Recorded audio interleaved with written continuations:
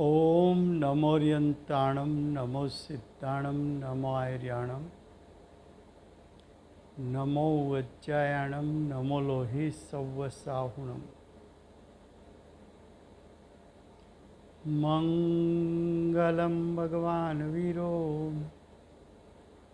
मंगलं गौतमो गणी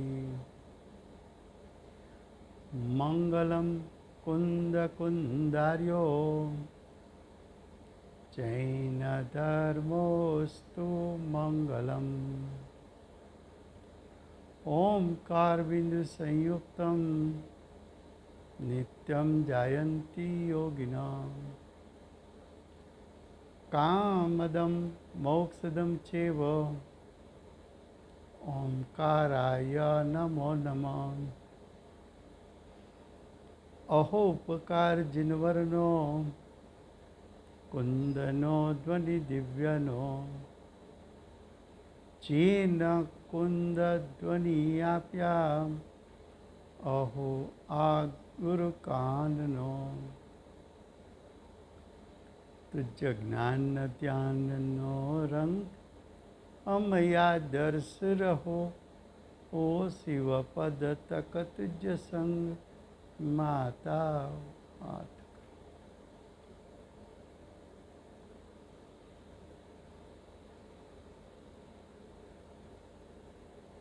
આ પ્રવચનસાર નામનું પરમ અધ્યાત્મ શાસ્ત્ર છે. ભગવત કુનકુંદાચાર્ય દેવે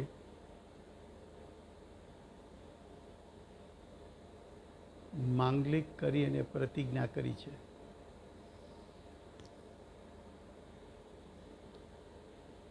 પ્રતિજ્ઞા એટલે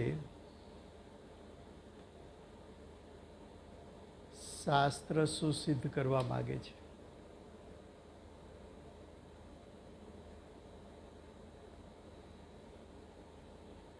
પ્રતિજ્ઞા એટલે શાસ્ત્રનું તાત્પર્ય, શાસ્ત્રનું પ્રયોજન શું છે. પ્રતિજ્ઞા એટલે એક સૂત્રમાં આખા શાસ્ત્રને સમાવી લેવું.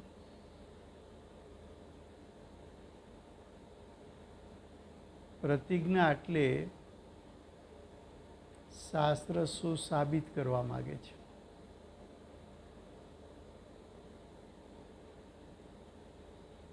શાસ્ત્રનો મધ્યવર્તી વિચાર શું છે. પ્રતિજ્ઞા એટલે આ શાસ્ત્ર તમને કઈ દિશામાં લઈ જશે. તો પાંચમી ગાથામાં પ્રતિજ્ઞા કરી કે વિશુદ્ધ દર્શન જ્ઞાન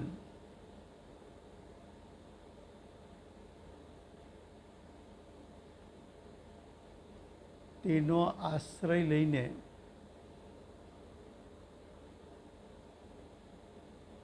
સામ્યને પ્રગટ કરવું.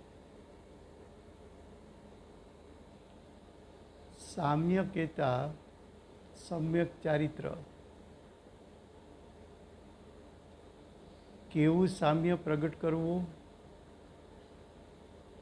તો કે જેનું ફળ નિર્વાણની પ્રાપ્તિ હોય.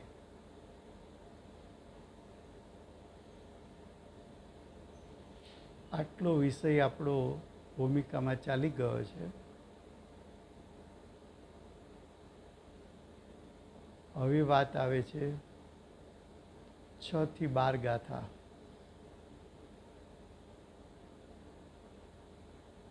આચાર્ય ભગવાન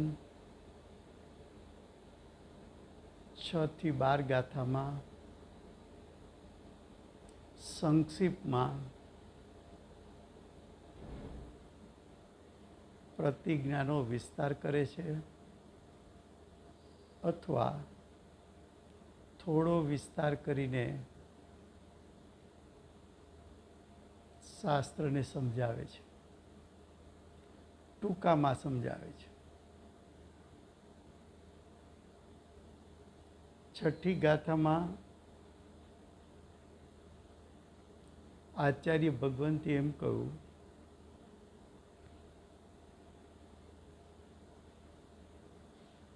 કે ચારિત્ર બે પ્રકારનું છે.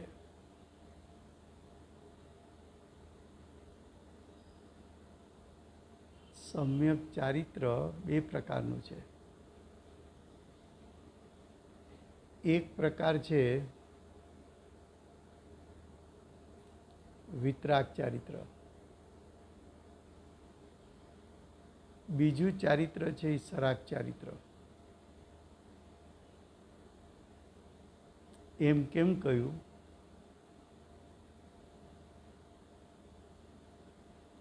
તો કે સાધક જીવને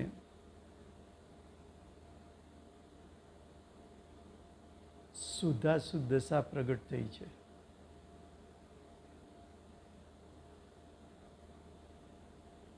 પ્રતિજ્ઞામાં સમ્યક દર્શન જ્ઞાન ચારિત્ર એની એકતા લ્યો તો મોક્ષ માર્ગ થયો. તો મોક્ષ માર્ગમાં ઊભા છે તે અજ્ઞાની નથી, અરિહંત સિદ્ધ પણ નથી, અજ્ઞાની પણ નથી, પૂર્ણ જ્ઞાની પણ નથી.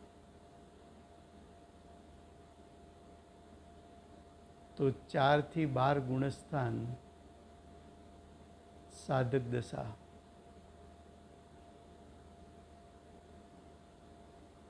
એ સાધક દશામાં આંશિક સુખતા છે, આંશિક અશુદ્ધતા છે, એટલે કે શુભ ભાવ છે.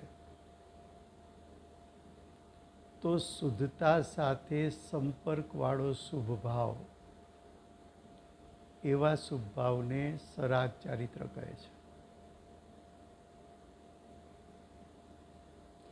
જેટલા અંશે શુદ્ધતા પ્રગટી છે એટલાને વિતરાગ ચારિત્ર કહે છે. તો આખા શાસ્ત્રમાં જેટલી શુદ્ધતા છે એ વિતરાગ ચારિત્ર,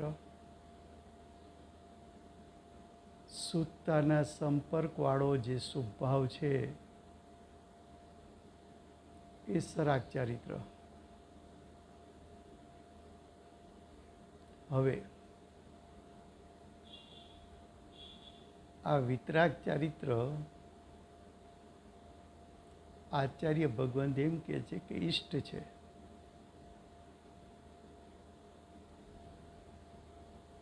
ઈષ્ટ છે એટલે ઉપાદેય છે, એટલે કે ગ્રહણ કરવા જેવું છે. સરાગ ચારિત્ર અનિષ્ટ છે, માટે હેય કરવા જેવું છે.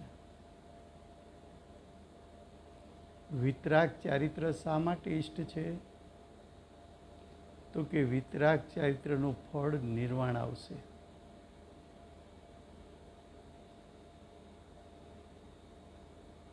સરાગ ચારિત્ર એટલે શુદ્ધતા સાથે શુભભાવ, એ શુભભાવનું ફળ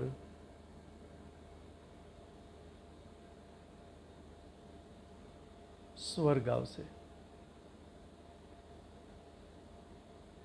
તો પહેલાં તો એટલું કે વિતરાગ ચારિત્ર આખા શાસ્ત્રમાં ઇષ્ટ છે, કારણ કે એનું ફળ નિર્વાણ છે. સાધક દશામાં રહેલો શુદ્ધતા સાથેનો શુભભાવ છોડવા જેવો છે, કારણ કે જ્યાં સુધી શુદ્ધતા સાથે શુભભાવ હશે અને તે જ ભવે પૂર્ણ વિતરાગ દશા નહીં પ્રગટે તો મુનિરાજ શુભ ભાવના ફળમાં સ્વર્ગમાં જશે.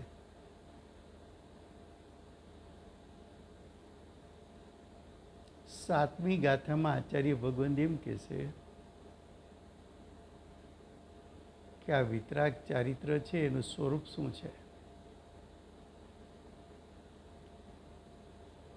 તો કે જેટલું વિતરાગ ચારિત્ર છે એને અમે ધર્મ કહીએ છીએ, એને જ અમે સામ્ય કહીએ છીએ. અને સામ્ય એટલે કે વિતરાગ ચારિત્ર કોને કહેવાય? તો કે જીવના ભાવમાંથી મોક્ષોભ, મોહ એટલે દર્શન મોહ, ક્ષોભ એટલે ચારિત્ર મોહ. દર્શન મોહ અને ચારિત્ર મોહ રહિત આત્માના પરિણામ, એને અમારે ચારિત્ર કહેવું છે, એને અમારે વિતરાગ ચારિત્ર કહેવું છે, એને અમારે સામ્ય કહેવું છે. એનું ફળ અમે મોક્ષ કહીએ છીએ.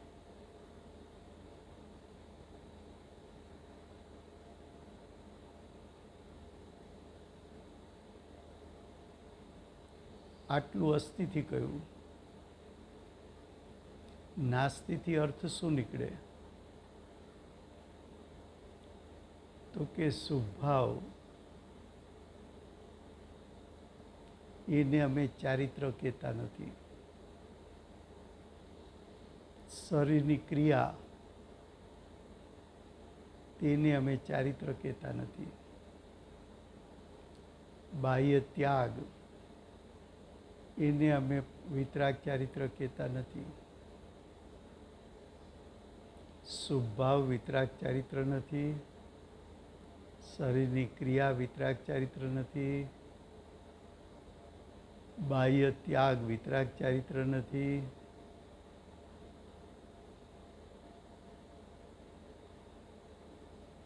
દાન આદિની ક્રિયા એ પણ વિતરાગ ચારિત્ર નથી.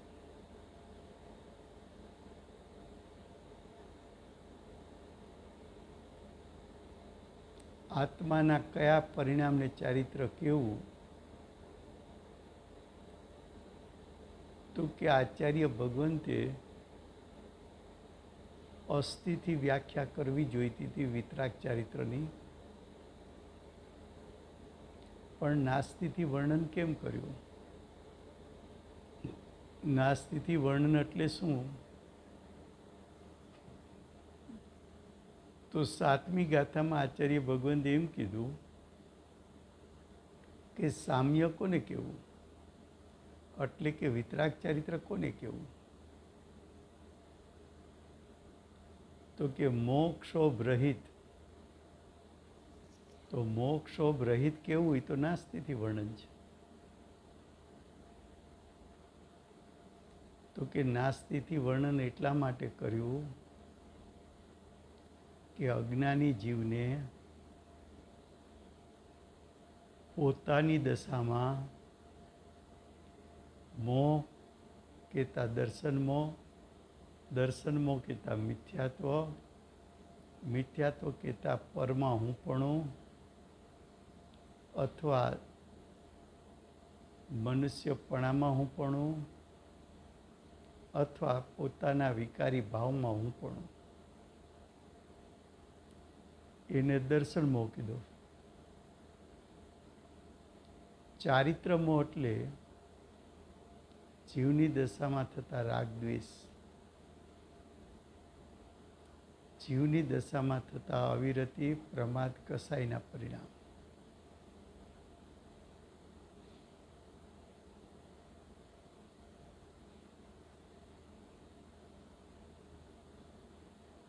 ચારિત્ર મોહ એટલે ક્રોધ, માન, માયા, લોભ.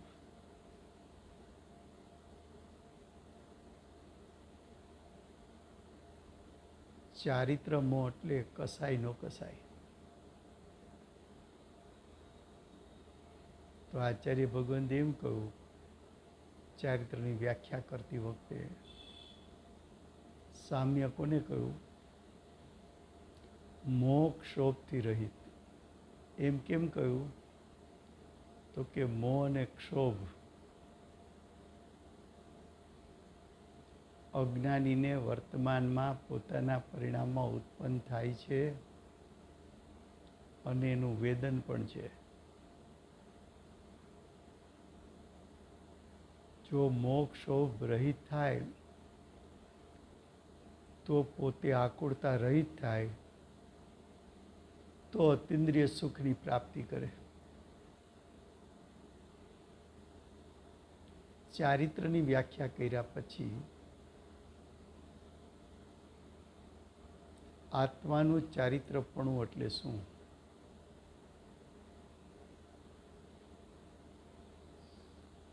તો કે જે આત્મા ધર્મ રૂપે પરિણમે, એટલે કે જે આત્મા વિતરાગ ચારિત્ર રૂપે પરિણમે, એટલે કે સામ્ય રૂપે પરિણમે, તો એને અમે આત્માનું ચારિત્રપણું કહીએ છીએ.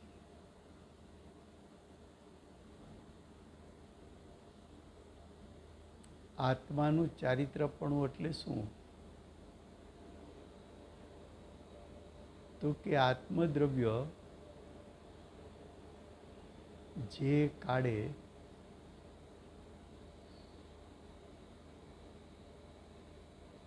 જે ભાવરૂપે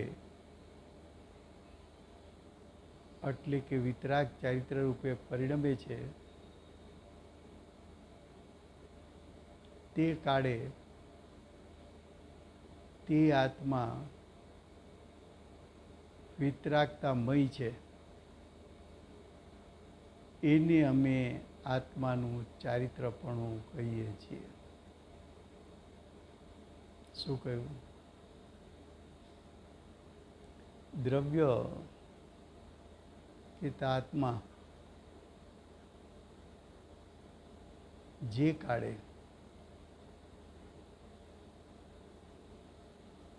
જે ભાવરૂપે એટલે વિતરાગ ચારિત્ર રૂપે પરિણમે છે, તે કાળે આત્મા વિતરાગ ચારિત્રમય હોય છે.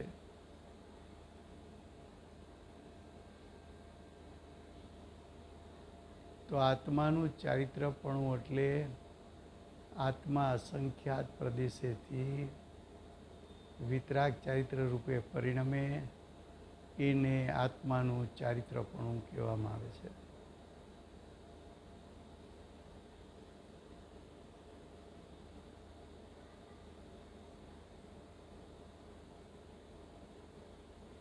ગાથા 9માં એમ કહ્યું,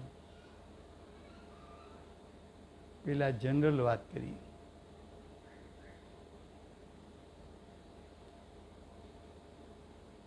કે જીવ પરિણામ સ્વાભાવિક છે. પરિણમવું એ 6 દ્રવ્યોનો સ્વભાવ છે, માટે જીવનો પણ સ્વભાવ છે.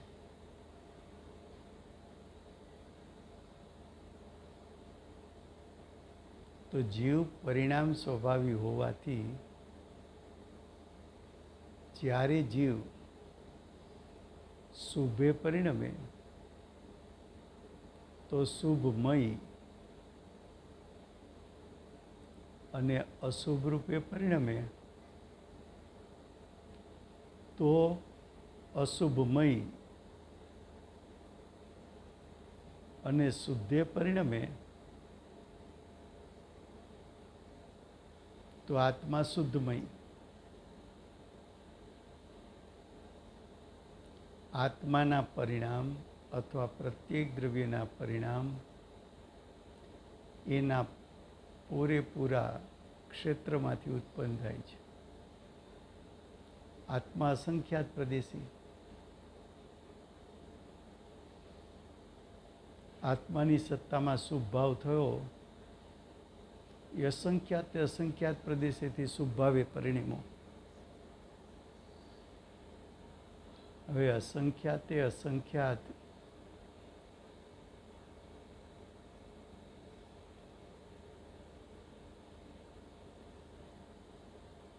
પ્રદેશેથી શુભભાવે પરિણમે તો આખો આત્મા શુભમય થયો,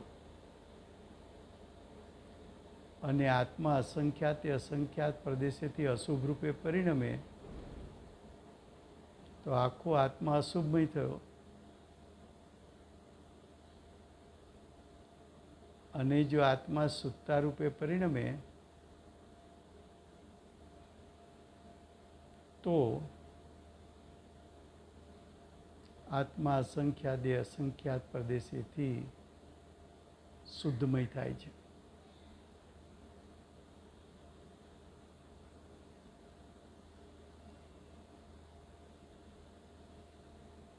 હવે 10મી ગાથામાં આચાર્ય ભગવાન વિતરાગ 6 થી 9 ગાથામાં વિતરાગ ચારિત્રની વાત કર્યા પછી ત્યાં સુધી ચારિત્રનું વર્ણન કર્યું.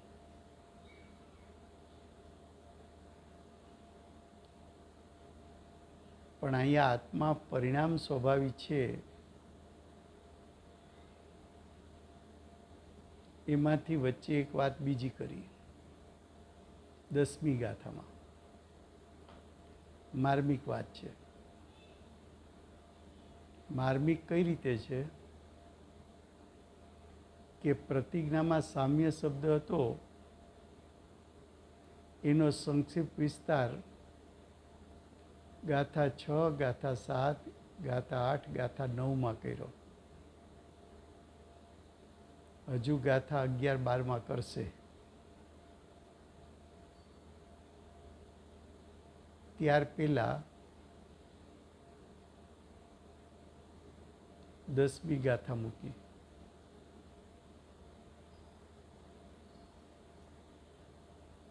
અગિયાર 12 ગાથા એવી રીતે મૂકશે કે એમાંથી અધિકારો ખુલી જશે.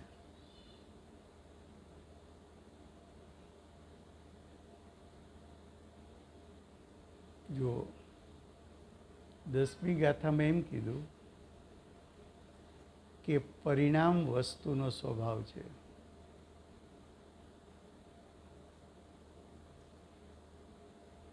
આ એક ગાથામાંથી અને પ્રતિજ્ઞાનો મૂળ શબ્દ વિશુદ્ધ દર્શન, વિશુદ્ધ દર્શન શબ્દ અને 10મી ગાથામાં પરિણામ વસ્તુનો સ્વભાવ છે. આ બેમાંથી આચાર્ય ભગવાન આખો જ્ઞેય તત્વ પ્રજ્ઞા પણ ખોલશે, એટલે કે બીજો અધિકાર ખોલશે. વિશુદ્ધ દર્શનનો અર્થ આપણે કર્યો તો સમ્યક દર્શન. સમ્યક દર્શન એટલે પ્રવચન સાર મુજબ સમ્યક દર્શન એટલે જ્ઞેય તત્વનું યથાર્થ શ્રદ્ધાન કરવું. બીજો અધિકાર કયો આપ્યો? જ્ઞેય તત્વ પ્રજ્ઞાપન. જ્ઞેય કેટલા દ્રવ્ય છે? તો કે 6 દ્રવ્યો. 6 દ્રવ્યનું યથાર્થ શ્રદ્ધાન,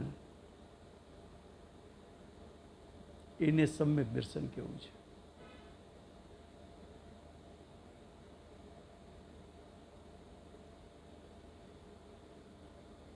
તો બીજો અધિકાર વિશુદ્ધ દર્શન શબ્દમાંથી ખોલ્યો.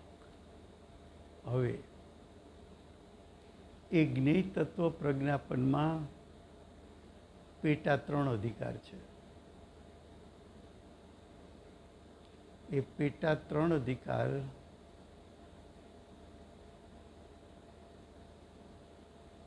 ગાથા 10માંથી ખોલવા છે. વિચાર કરો, વિશુદ્ધ દર્શન એક શબ્દ 93 થી 200 ગાથા, 108 ગાથા થઈ. એક શબ્દમાંથી ખોલવી. વિશુદ્ધ દર્શનમાંથી લાવ્યા જ્ઞેય તત્વ પ્રજ્ઞાપન.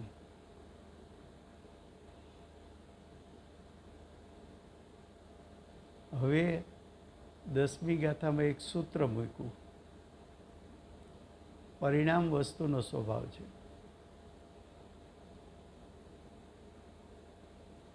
પરિણામ વસ્તુનો સ્વભાવ છે એ સિદ્ધાંત માત્ર જીવને લાગુ પડે છે કે ક્ષય દ્રવ્યને લાગુ પડે છે? તો કે ક્ષય દ્રવ્યને લાગુ પડે છે.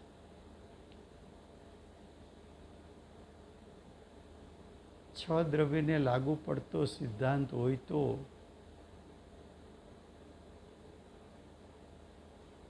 એના માટે છ દ્રવ્યને લાગુ પડતા સિદ્ધાંતો માટે આચાર્ય ભગવંતે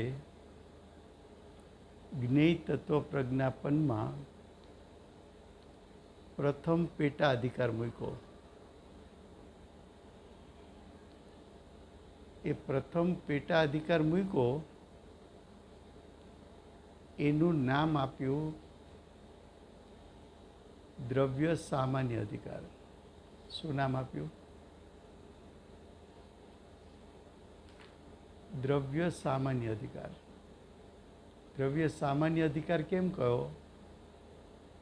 તો કે છ દ્રવ્યને લાગુ પડતો સિદ્ધાંત છે માટે.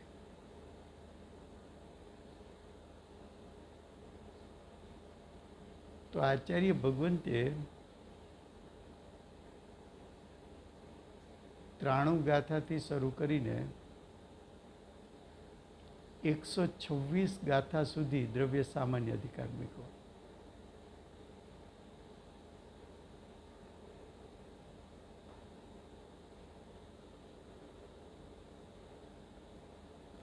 હવે જો દ્રવ્યમાં સામાન્યપણું હોય તો દ્રવ્યોમાં વિશેષપણું હોવું જોઈએ.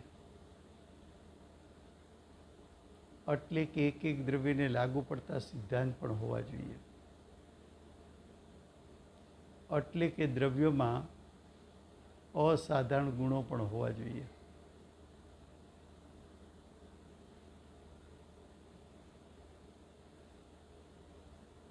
તો દ્રવ્ય સામાન્ય અધિકાર બોલો એનો એવું ક્યારે બોલાય કે સામાન્ય અધિકાર બોલો તો સામે વિશેષ અધિકાર હોવો જોઈએ.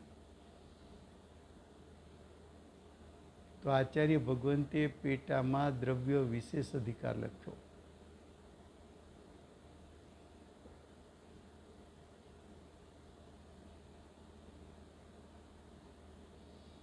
તો દ્રવ્ય છ દ્રવ્યને લાગુ પડતા સિદ્ધાંતનું શ્રદ્ધાન કર અને એક એક દ્રવ્યનું જેવું સ્વરૂપ છે એનું શ્રદ્ધાન કર.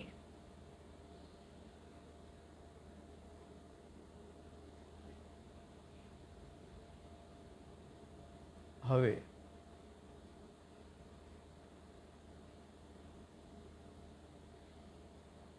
મૂળ અધિકારનું પ્રયોજન તો સમ્યક દર્શનની પ્રાપ્તિ છે. અને સમ્યક દર્શન એટલે ભેદરૂપ શ્રદ્ધાન.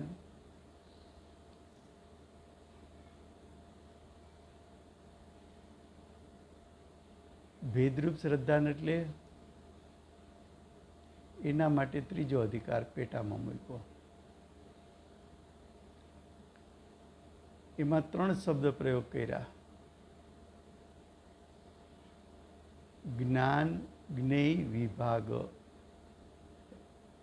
આ 3 શબ્દમાં બીજા અધિકારનો પેટા ત્રીજો અધિકાર આખો સમાઈ ગયો.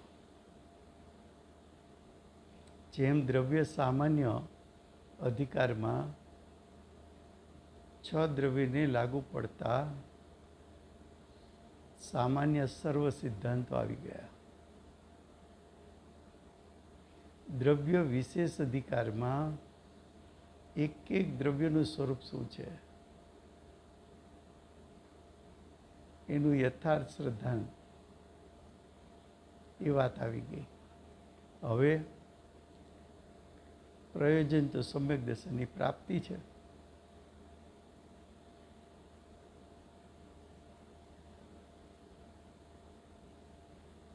એના માટે એમ કહ્યું પેટા ત્રીજા અધિકારમાં, જ્ઞાન જ્ઞેય વિભાગ, આ 3 શબ્દના અર્થ કરતા આવડવા જોઈએ. જ્ઞાન એટલે આત્મા, જ્ઞેય એટલે પોતાના આત્મા સિવાય વિશ્વના સર્વ દ્રવ્યો. તો પોતાનો આત્મા ઈશ્વર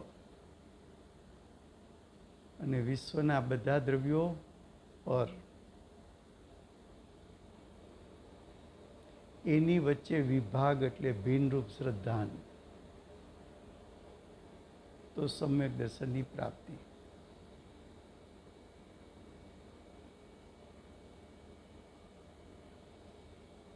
પછી આપણે એ અધિકાર ઉપર આવશું ત્યારે વિશેષ વર્ણન કરશું. મારે તો પ્રવચન સારની ભૂમિકા બતાવતા આ શાસ્ત્રના કીરૂપ ન્યાયો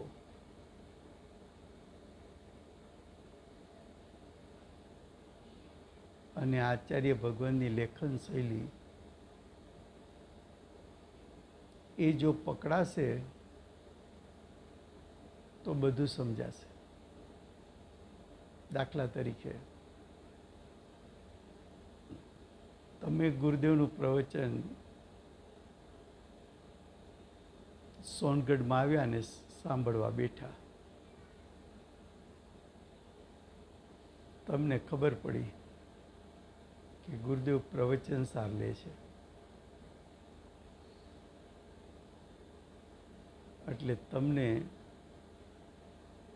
પ્રતિજ્ઞાના શબ્દો માત્ર યાદ છે કે વિશુદ્ધ દર્શન જ્ઞાન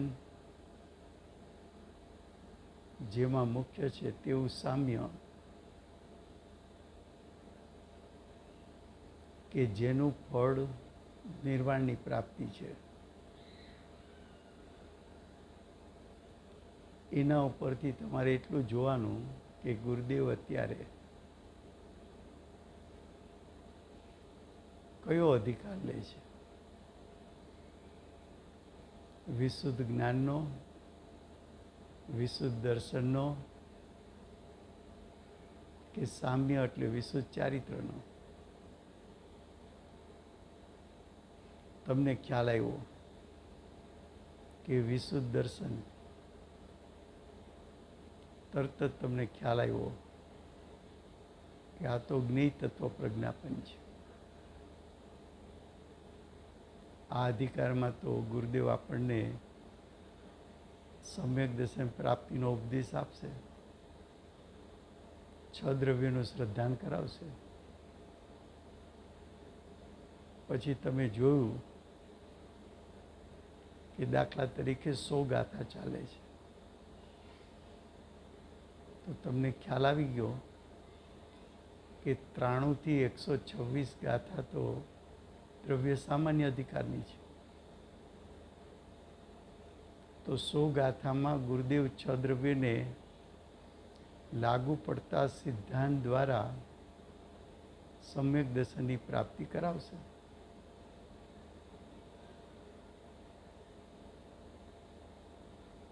દ્રવ્ય વિશેષ અધિકાર ચાલે છે.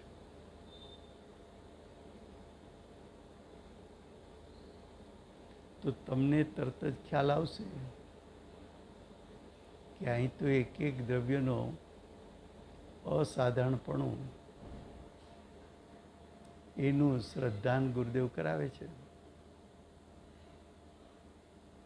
અને એના દ્વારા સમ્યક દર્શનની પ્રાપ્તિ કરાવી છે. માનો કે પેટા ત્રીજો અધિકાર ચાલે છે, તો જ્ઞાન જ્ઞેય વિભાગ, તો આ તો ભેદરૂપ શ્રદ્ધાન.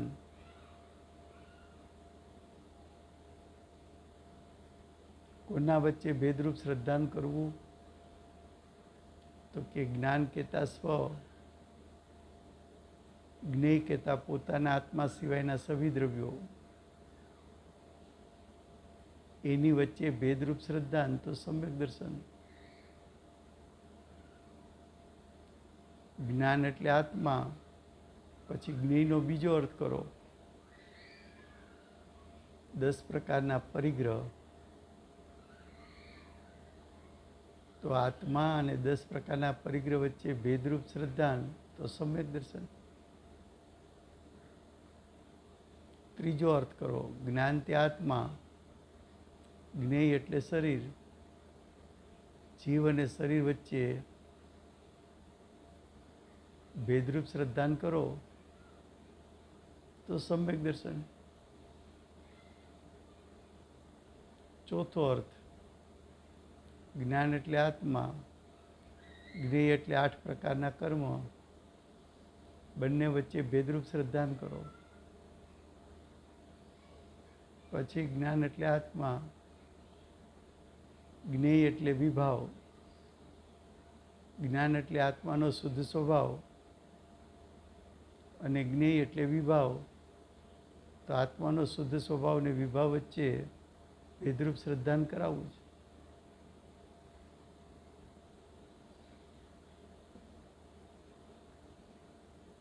તો પરિણામ વસ્તુનો સ્વભાવ છે. એમાંથી આચાર્ય ભગવાન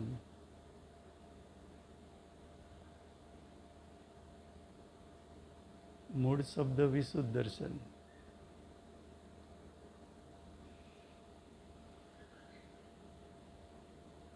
ભૂમિકાની ગાથા લ્યો તો પરિણામ વસ્તુનો સ્વભાવ છે.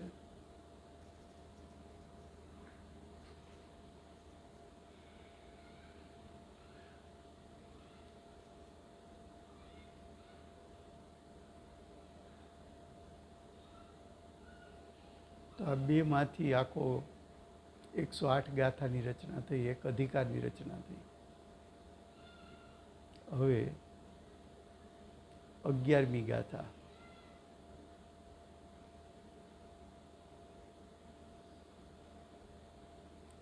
અગિયારમી ગાથામાં એમ કીધું કે ઉપયોગ 2 પ્રકારના છે. બીજા શાસ્ત્રમાં ઉપયોગ એટલે જ્ઞાન ઉપયોગ, દર્શન ઉપયોગ લીધો છે, એ વાત અહીંયા નથી. અહીંયા એમ કહ્યું ઉપયોગ 2 પ્રકારના છે. તો કે કયો ઉપયોગ? તો કે સદુપયોગ અને શુભ ઉપયોગ.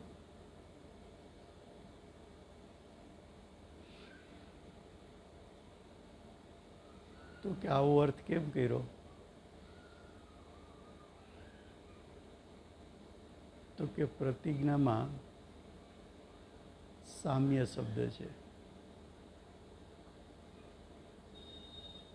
અને પ્રતિજ્ઞામાં સામ્યનું ફળ નિર્વાણની પ્રાપ્તિ બતાવી છે. તો સામ્યનો અર્થ તો ચારિત્ર થાય.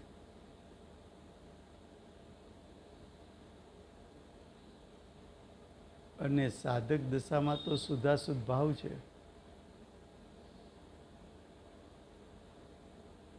એમાં તો માત્ર વિતરાગ ચારિત્ર ઉપાદેય છે એમ કહ્યું હતું.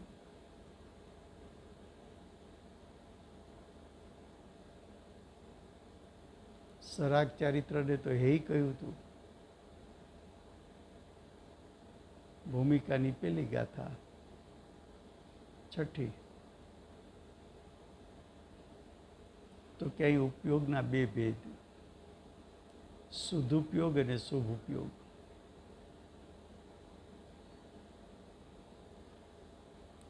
સદુપયોગનું ફળ શું?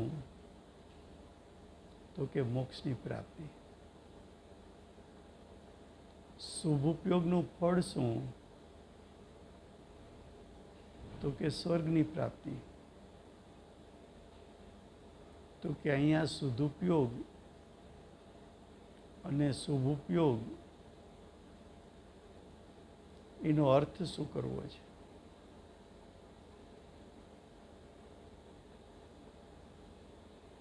તો કે 11મી ગાથામાં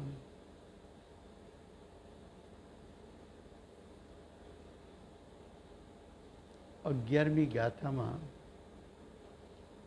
એનો ગાથાર્થ આ પ્રમાણે છે: ધર્મે પરિણમેલા સ્વરૂપ પાડો. ધર્મ એટલે વિતરાગ ચારિત્ર અથવા સામ્ય.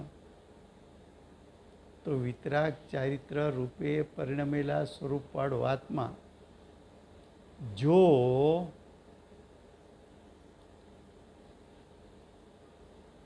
સદુપયોગમાં જોડાયેલો હોય તો મોક્ષના સુખને પામે.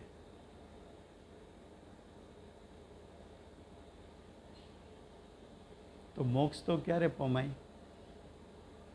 તો કે શ્રેણી આરોહણ કરો તો અહીંયા સદુપયોગી કોને કહેવા છે? તો કે શ્રેણી આરોહણ કરે એ મુનિને.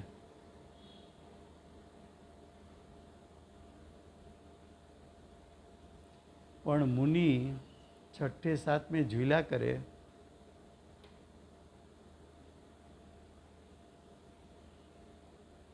અને નિર્વાણ થઈ જાય તો કે તો સ્વર્ગમાં જાય. તો સ્વર્ગ કયા ભાવનું ફળ છે? તો કે શુભ ભાવનું. કોણ સ્વર્ગમાં ગયું? છઠ્ઠે સાતમે ગુણસ્થાને ઝૂલતા મુનિ. તો છઠ્ઠે સાતમે ઝૂલા કરે અને નિર્વાણ પામી જાય એવા મુનિને શુભ ઉપયોગી મુનિ કહેવાય છે. અને શ્રેણી આરોહણ કરીને મોક્ષે જાય એવા મુનિને આખા શાસ્ત્રમાં સદુપયોગી કહેવાય છે. તો આખા શાસ્ત્રમાં સદુપયોગી ભગવાનની વાણીમાં ઉપદેશ શું આવ્યો હતો? કુંદકુંદાચાર્ય દેવ પધાર્યા ત્યારે ક્ષાયિકનું સ્વરૂપ, યતિનું સ્વરૂપ અને શ્રાવકનું સ્વરૂપ. તો અહીં યતિનું સ્વરૂપ લીધું. સદુપયોગી મુનિને યતિ કીધા.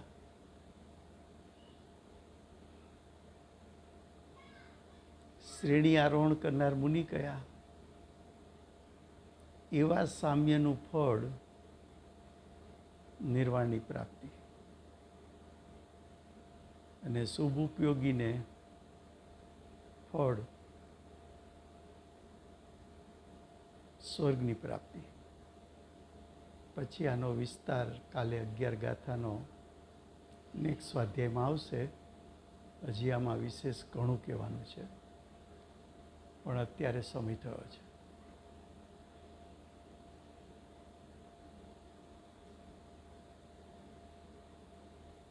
સીમાને ધરનાર શ્રી સિમંદર ભગવાનનો જય હો. પ્રચુર સ્વસંવેદન કરનાર શ્રી કુંદકુંદાચાર્ય દેવનો જય હો. મોક્ષ માર્ગ પ્રકાશક પરમ કૃપાળુ શ્રી સદગુરુ દેવનો જય હો. પૂજ્ય ગુરુદેવના શિષ્યમાં શિરોમણી પ્રશમૂર્તિ ભગવતી માતનો જય હો. અષ્ટ જીનવાણી માતનો જય હો. પરમ દિગંબર જૈન ધર્મનો